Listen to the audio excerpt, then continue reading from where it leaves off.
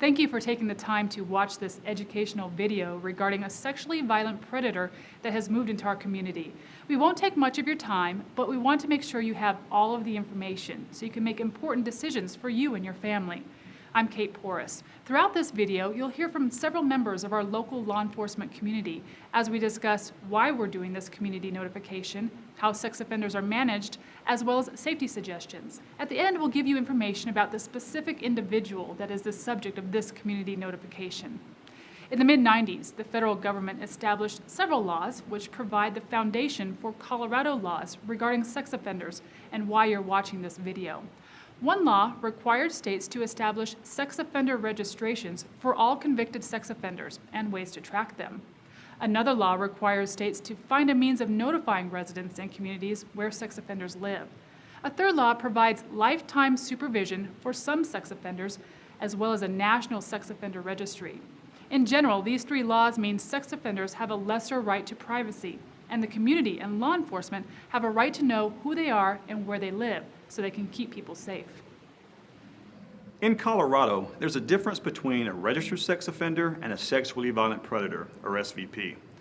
SVP is a classification given to identify the highest risk sex offenders. Every state has ways of identifying highest risk offenders and of separating them from other sex offenders who may not be given that classification. For example, other states use risk level 1, 2, or 3. The classification does not necessarily describe the sexual offense. Colorado identifies SVPs in two ways, depending on if the crime happened in our state or in another state. If the conviction occurred in Colorado, there are 4 factors that go into determining if someone is classified as an SVP: whether the offender is an adult, the date of the crime and the conviction, the relationship to the victim, and the results of an assessment. If the conviction happened in another state and that state classified the person as a highest risk offender equivalent to Colorado's classification of sexually violent predator, then the offender is given the SVP classification in Colorado. Colorado law states that all SVPs are subject to a community notification when they move to a new address. Community notification begins when the Department of Corrections, Parole, Probation, or another state notifies local law enforcement that the SVPs are arriving in their community. The SVP must register with the local law enforcement agency. That agency then conducts a community notification in accordance with the Colorado Sex Offender Management Board criteria. This video is just one way that local law enforcement conducts those community notifications. At times we may hold community meetings as well, but this isn't your only source of information.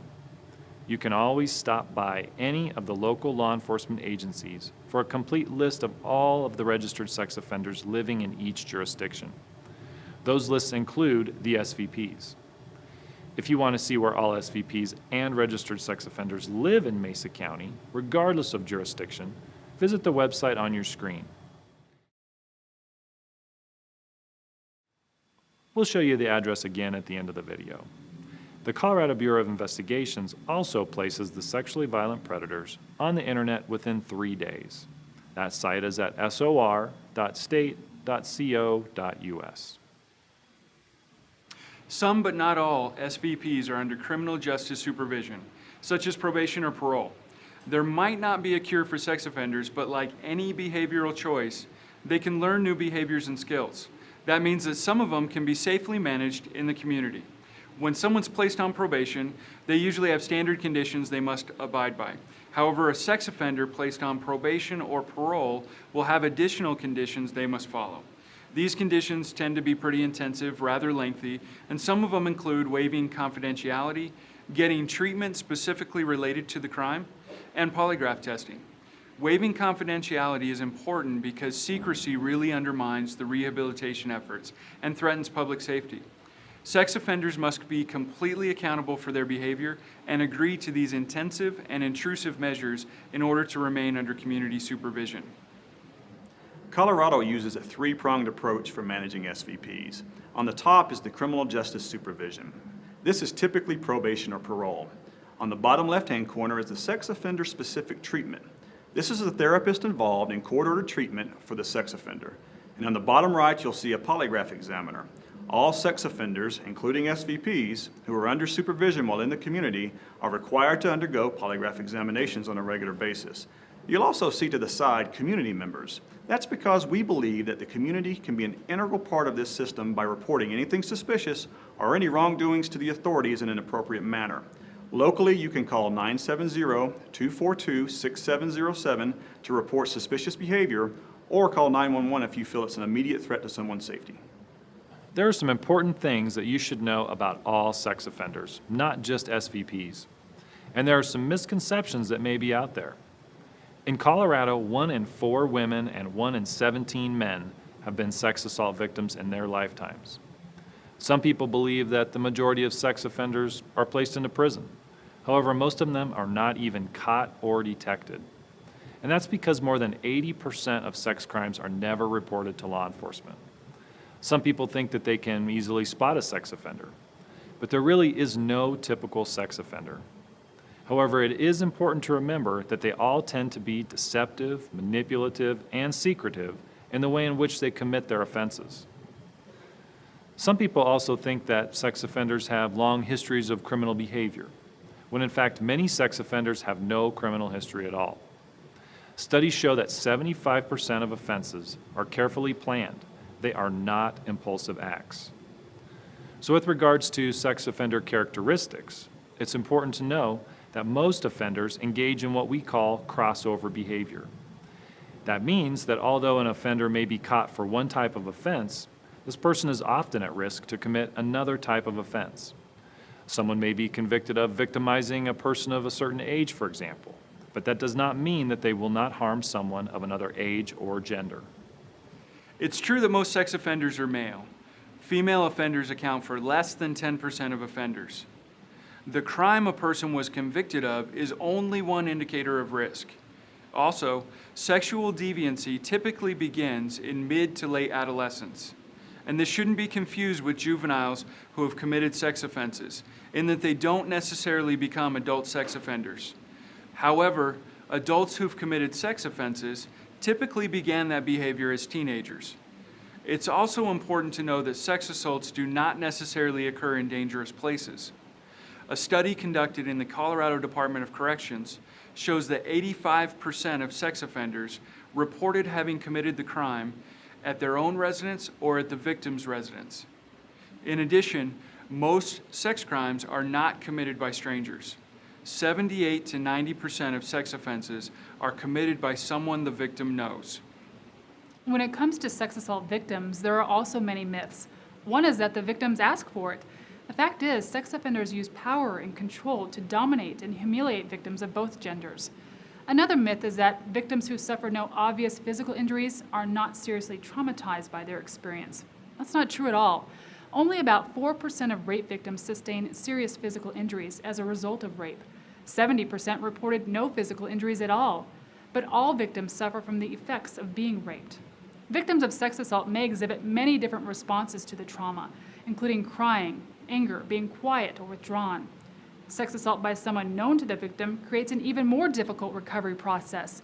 Victims often develop post-traumatic stress disorder and long-term effects, including anxiety, eating disorders, flashbacks, divorce, loss of sexual interest, loss of concentration, and sleeping disorders. Victims of sex assault are 3 times more likely than the general population to suffer from depression and are 13 times more likely to attempt suicide. They also have greatly increased rates of substance use or abuse and a higher rate of unwanted pregnancy. And they have an increased risk of involvement with the judicial system. One of the ways to combat that is to control the response and minimize it, which is done when the victims are supported and believed by their families and the members of the community. The community also has a vested interest in helping the offenders be successfully managed within the community. All SVPs and some other sex offenders must register with local law enforcement agencies where they live on a quarterly basis for the rest of their lives. Those convicted of sex crimes against children must also register their email addresses and internet identifiers with the local law enforcement agencies. It's important to remember, though, that sex offenders have the same need for housing and employment as other citizens, and harassing, threats, and intimidation of those offenders is counterproductive to the community management goals. In fact, it may cause offenders to go underground and not even register with law enforcement, making it very difficult to track and manage them. harassment and threats to these people is criminal. They will be investigated, and those doing the harassing will be subject to prosecution. There is no way to protect yourself in all situations, and the following tips and advice cannot completely eliminate the risk of sexual assault. However, they may provide you with information to prepare you and your family for potential situations. Many people are concerned about what to tell their children about the sexually violent predator that has moved into their area. Avoid any scary details. Be honest and use language that is age appropriate. Teach your children not to harass or visit the offender's home or yard, and teach them to tell safe adults if anyone acts inappropriately toward them, such as if they're too friendly or threatening, or if they're just acting creepy. You should pay close attention to your child's thoughts and feelings.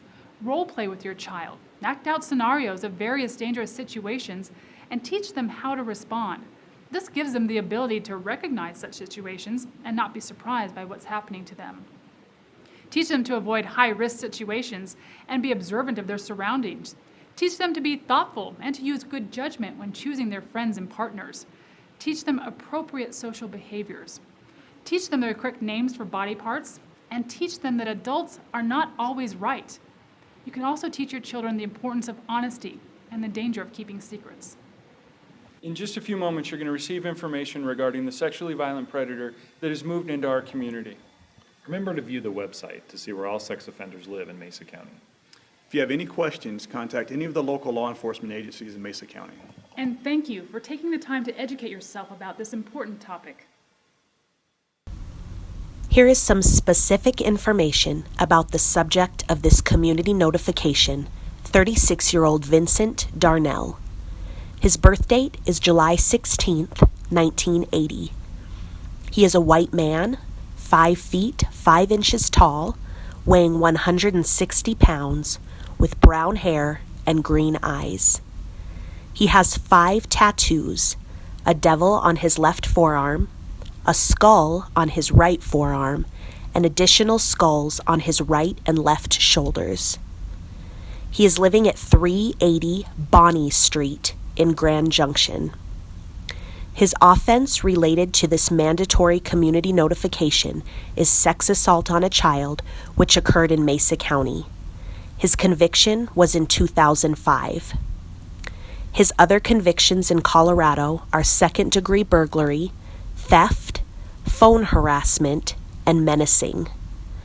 Vincent Darnell is supervised by parole officer Jim Neely, who can be reached at 970-255-9126, extension 4165. There are 284 registered sex offenders in the city limits of Grand Junction and 330 in Mesa County outside of the city limits. The Grand Junction Police Department is available to provide useful information regarding sex assault and personal safety, and to make referrals to other local resources to help those who have been impacted by sexual assault or this notification process. If you have information regarding current criminal activity of this or any other offender, or if you observe this offender engaging in any high risk or inappropriate behavior, please call 911 or contact his supervising officer, Jim Neely. Again, Mr. Neely's phone number is 970-255-9126, extension 4165. The information provided herein is current and accurate as of this date, but is subject to change. For additional information or educational handouts, contact the Registered Sex Offender Program at 970-549-5234, Monday through Friday from 8 a.m. to 5 p.m.